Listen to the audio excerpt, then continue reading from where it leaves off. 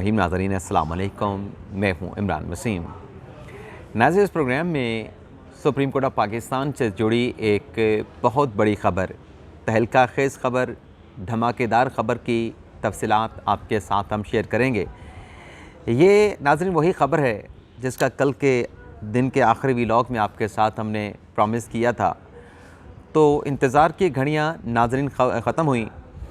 ये जो नाज़रीन ख़बर है ये सुप्रीम कोर्ट के उन जज साहबान से मुतल्लिक़ है जिसे चीफ जस्टिस उमरता बंदयाल का धड़ा कहा जाता है। और आप जानते हैं कि सुप्रीम कोर्ट में इस वक्त जो जजेस की तादाद है वो 15 है। जो सेक्शन सुप्रीम कोर्ट के जजेस की तादाद है कानून के मुताबिक वो 17 हैं, लेकिन 2 जजेस की जो असामियाँ हैं वो सुप्रीम कोर्ट ऑफ पाकिस्तान में वेकेंट हैं। तो 7 जजेस कहा जाता है कि जस्टिस बंदयाल अपना काजी फैसल साहब के धड़े के हैं, और 8 जजेस कहा जाता है कि जस्टिस बंदयाल साहब के धड़े में शामिल हैं। आप जानते हैं कि जो सुप्रीम कोर्ट के में एक कानून चैलेंज हुआ था जो हुकूमत बनाने जा रही थी, supreme court practice and procedural कानून 2023 के नाम से, अभी वो कानून बना नहीं था, उस कानून का नोटिफिकेशन जारी नहीं हुआ था, लेकिन उससे पहले ही उस कानून को सुप्रीम कोर्ट ऑफ पाकिस्तान में चैलेंज कर दिया गया। वो दरख्वास्तें ख्वाजा तारिक रहीम साहब लेके आए थे, और वो दरख्वास्तें सुप्रीम कोर्ट में जैसे ही दायर हुई, घंटों में वो दरख्वास्तें समाअत के लिए फ़िक्स हो गई, उसके ऊपर बेंच भी बन गया। और फिर 13 अप्रैल को जो पहली नाज़रीन समाअत हुई, उस पहली समाअत में आप जानते हैं कि 8 रुकनी लार्जर बेंच बना था, और पहली समाअत में उस बेंच ने वो जो कानून बनना था उस कानून को बनने से पहले ही उस पर हुक्म इम्तना जारी कर दिया था। यानी उस कानून का जो इफ़ेक्ट था उस इफ़ेक्ट को ख़त्म कर दिया। अब उस जो नाज़रीन 8 रुकनी बेंच है 13 अप्रैल से तो उसके ऊपर जो है वो हुक्म इम्तना जारी है। उस 8 रुकनी बेंच के नाज़रीन एक जज साहब हैं जो 3 समातें इस केस की हुई हैं। उन तीनों समातों में एक जज साहब अभी तक खामोश हैं। एक जज साहब ने अभी तक उस कानून के ऊपर, उस कानून पे के ख़िलाफ़ आई दरख्वास्तों के ऊपर जो सामने लिटिगेंट दरख्वास्त गुजार ठहरे हैं उनसे एक सवाल तक नहीं पूछा, एक रिमार्क्स तक नहीं दिया। लेकिन बाकी जो 8 रुकनी बेंच के जज साहबान हैं वो सवालात भी उठा चुके हैं, रिमार्क्स भी दे चुके हैं, ऑब्ज़र्वेशन भी पास कर चुके हैं। अब वो जो 8वां जज है जो अब तक नाज़रीन खामोश बैठा रहा, 13 अप्रैल से आज आप देख सकते हैं कि 27 मई हो चुका है, तो उन जज साहब ने अपनी खामोशी को तोड़ा है। लेकिन ये कोई ज़बानी कलामी काम नहीं हुआ नाज़रीन, ये काम हुआ है तहरीरी तौर पे।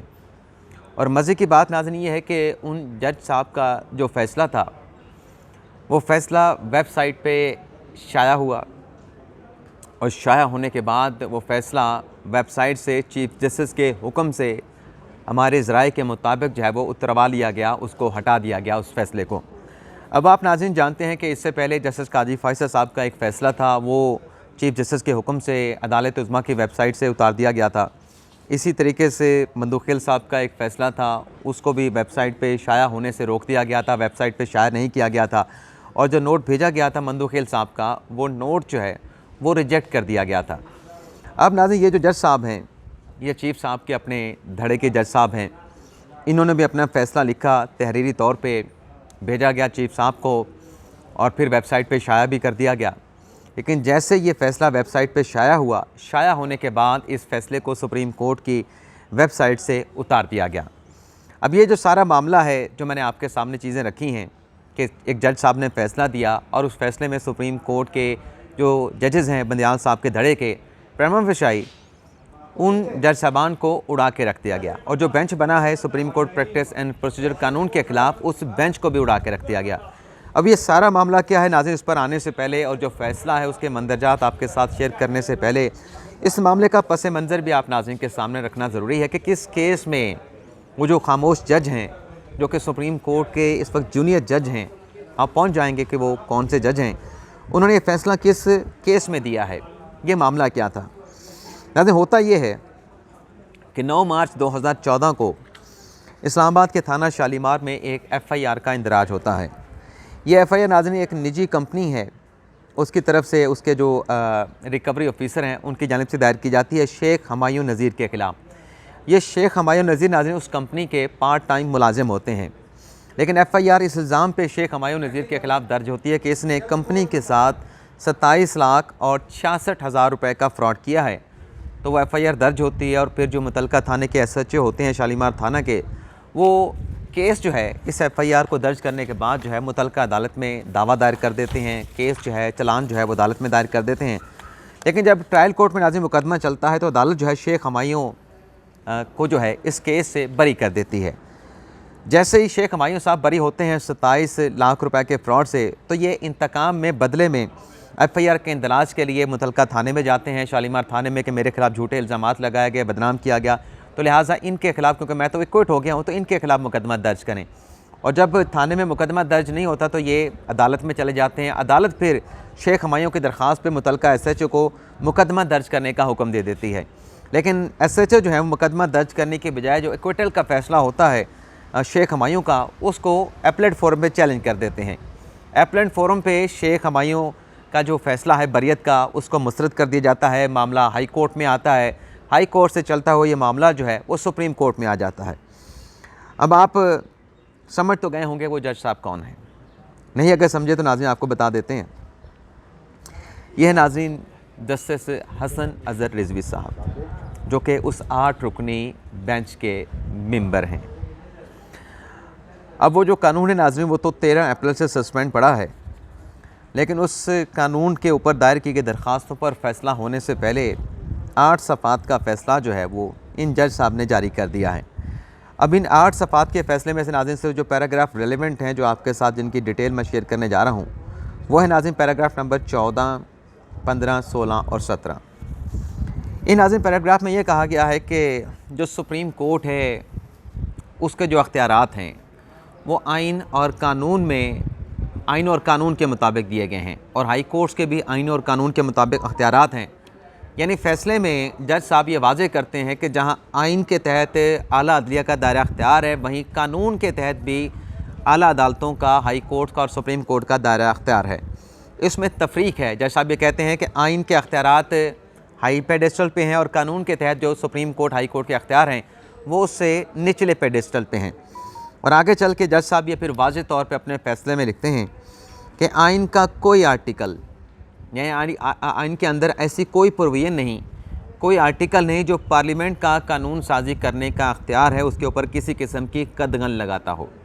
यानी जज साहब ये कह रहे हैं कि पार्लियामेंट अपने कानून बनाने के अख्तियार में मुकम्मल तौर पे आज़ाद है, और आइन उस अख्तियार के ऊपर जो कौमी असम्बली, पार्लियामेंट का या सूबाई असम्बलियों का है, उस पर किसी किस्म की रुकावट, किसी किस्म की बार, किसी किस्म की रुकावट नहीं लगाता।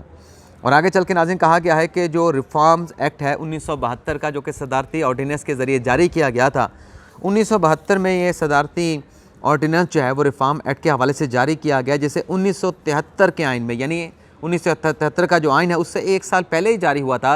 लेकिन जब 1973 का कानून बना तो आर्टिकल 269 जो कि आइन का आर्टिकल है, उसके तहत इस सदारती ऑर्डिनेंस को वैलिडेट किया गया, यानी इसकी कानूनी इसको हैसियत फराम कर दी गई। और आगे जज साहब ये लिखते हैं कि 50 साल गुजर चुके हैं, आज तक इस रिफॉर्म ऑर्डिनेंस के ऊपर किसी किस्म का कानूनी सवाल नहीं उठाया गया। जज साहब ये कहते हैं कि इस कानून के तहत जो हाई कोर्ट का आर्टिकल 199 का आइनी अख्तियार है, इस कानून के तहत उस आइनी अख्तियार में, इस सदारती ऑर्डिनेंस के तहत उसका आइनी अख्तियार में, हाई कोर्ट के आइनी अख्तियार में अपील का हक दे दिया गया है कि सिंगल बेंच के फ़ैसले के ख़िलाफ़ आप 2 रुकनी जजेस के, 2 जजेस के सामने या 3 जजेस के सामने अपनी अपील जो है वो दायर कर सकते हैं। अब जज साहब ये कह रहे हैं आगे चल के मज़ीद भी दिलचस्प और कंक्लूसिव किस्म की चीज़ें जो है वो सामने आने वाली हैं, लेकिन जज साहब ये कह रहे हैं कि 50 साल गुजर गए इस कानून के ऊपर जो कि हाई कोर्ट्स में लागू है, हाई कोर्ट के आइनी अख्तियार के ऊपर जो कि आइन के आर्टिकल 199 के तहत उसको दिया गया है। ये कानून की जो कानूनी हैसियत है 50 साल से कायम व दायम है।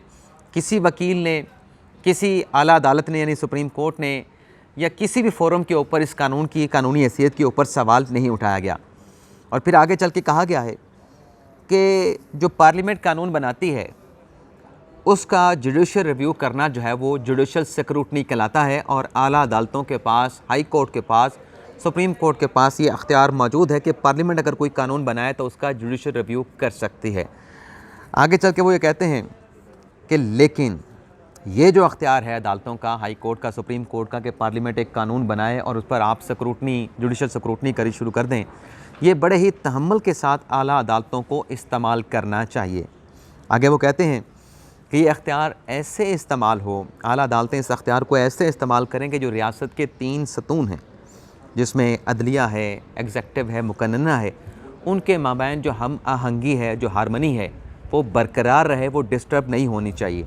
और फिर आगे चल के जज साहब ये कहते हैं कि ये जो अख्तियार है जुडिशल स्क्रूटनी का, जुडिशल रिव्यू का, ये विज़डम के साथ यानी दानिशमंदी के साथ और तहम्मुल के साथ आला अदालतों को इस्तेमाल करना चाहिए। यानी ऐसे नहीं कि दरख्वास्तें आएँ, अभी वो दायर होने के प्रोसेस में हों, वो दरख्वास्तें नंबर लग जाएँ, इंटरटेन हो जाएँ, बेंच बन जाए और पहली समात पे उस कानून पर अमल दरामद रोक दिया जाए। जज साहब ये कह रहे हैं कि विज़डम, दानिशमंदी और रिस्ट्रेंट यानी अदालती तहम्मुल के साथ वो जुडिशल रिव्यू का जो अख्तियार है उसका इस्तेमाल करना चाहिए। और आगे चल के कहते हैं, एक शर्त लगाते हैं, एक कंडीशन लगाते हैं जज साहब हसन अज़हर रिज़वी साहब, कि इस अज़म के साथ, इस स्पिरिट के साथ ये अख्तियार इस्तेमाल नहीं हो सकता कि अदलिया और पार्लियामेंट के माबैन जो है वो जंग व जदल का माहौल बन जाए, यानी जंग शुरू हो जाए। और फिर आगे वो कहते हैं कि सुप्रीम कोर्ट ने इमरान टवाना केस में, जो कि 2015 का साबिक चीफ जस्टिस मियां साकिब निसार साहब का एज ए सुप्रीम कोर्ट के जज फैसला है, जिसमें ये करार दे दिया गया है कि आला अदालतों को आइनी सवालात को हल करने में गुरेज करना चाहिए, हत्तुल इम्कान परहेज़ करने चाहिए। अगर वो मुकदमा किसी छोटे से नुक्ते के साथ हल हो सकता है, उसका फ़ैसला हो सकता है, तो बड़े आइनी मामलात की या कानूनी मामलात की तशरीह या उन सवालात को हल करने से आला अदालतों को गुरेज करना चाहिए। तो ये था नाज़रीन वो जज साहब का फ़ैसला। इससे पहले इसी बेंच के जो सरबराह थे मंदोखेल साहब, उन्होंने फ़ैसला लिखा, वो वेबसाइट पे इशारा ही नहीं किया गया, उनका नोट मुस्तरद कर दिया गया। अब उसी बेंच के दूसरे रुकन जस्टिस हसन अज़हर रिज़वी, जिन्होंने जुडिशल स्क्रूटनी के हवाले से 8 रुकनी बेंच के जो कार्रवाई है उसकी कार्रवाई किया, उसके फ़ैसले से पहले अपना फ़ैसला सुना दिया कि वो जुडिशल स्क्रूटनी को किस नज़र से देखते हैं, तो उनका फ़ैसला जो है वो वेबसाइट पे शाया नहीं हुआ, वो वेबसाइट पे शाया होने से जो है वो रोक दिया गया। इसके अलावा नाज़रीन आज के दिल की कुछ और भी डेवलपमेंट है। एक तो नाज़रीन खुसरो बख्तार साहब, पाकिस्तान तहरीक-ए-इंसाफ के रहनुमा, वफाकी वज़ीर, आज उन्होंने भी पाकिस्तान तहरीक-ए-इंसाफ से अलहदगी का ऐलान कर दिया है। इसके अलावा नाज़रीन जब हम ये वीलॉग रिकॉर्ड कर रहे हैं तो शहजाद वसीम साहब, जो कि सेनेट में कायदे ऐवान थे खान साहब के, अब अपोजिशन लीडर है, वो भी पाकिस्तान तहरीक-ए-इंसाफ का जो ख़बरें अब तक रिपोर्ट की जा रही हैं, जो इम्कान ज़ाहिर किया जा रहा है कि वो भी आज तहरीक-ए-इंसाफ को खैरबाद कह।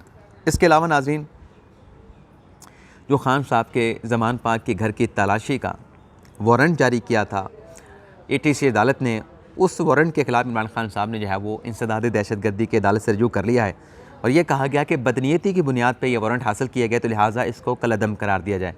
तो खान साहब की दरख्वास्त के ऊपर अदालत ने फ्री कैन को नोटिस जारी कर दिए हैं। लेकिन नाज़रीन नई सियासी पार्टियाँ बनने के हवाले से भी शहर इक़्तिदार में बाज़गश्त है कि एक नहीं 2 सियासी जमातें बनेंगी।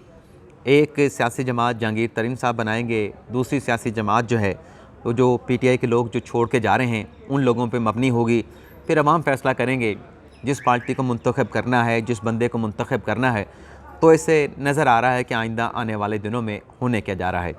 लेकिन ओन चॉइस साहब, जो कि दस्ते राज भी हैं जहांगीर तरीन के, खान साहब के भी राइट हैंड हुआ करते थे, उन्होंने कहा कि बहुत सारे लोग हमारे साथ राब्ते में हैं और हम सियासी जमात भी बनाएंगे और लीगल टीम जहांगीर तरीन की है वो भी इस कोशिशों में मसरूफ़ है कि जो तरीन साहब की नाअहली है उसका कैसे ख़ात्मा कराना है। तो कानूनी माहिरीन को भी मुतहरिक कर दिया गया है और ये ख़बरें भी सामने आ रही हैं कि जो परवेज़ खटक साहब हैं उनका भी जहांगीर तरीन के साथ जो है वो राब्ता है और वो भी मुमकिन तौर पे कहा जा रहा है कि अगर उन्होंने पाकिस्तान तहरीक-ए-इंसाफ को छोड़ा, खुदा हाफिज़ कहा, तो फिर KPK से भी बहुत सारे जो लोग हैं जो कि परवेज़ खटक साहब के धड़े के हैं वो भी पाकिस्तान तहरीक-ए-इंसाफ को छोड़ जाएंगे और जहांगीर तरीन के धड़े में उनके सियासी जमात में शमूलियत अख्तियार कर लेंगे।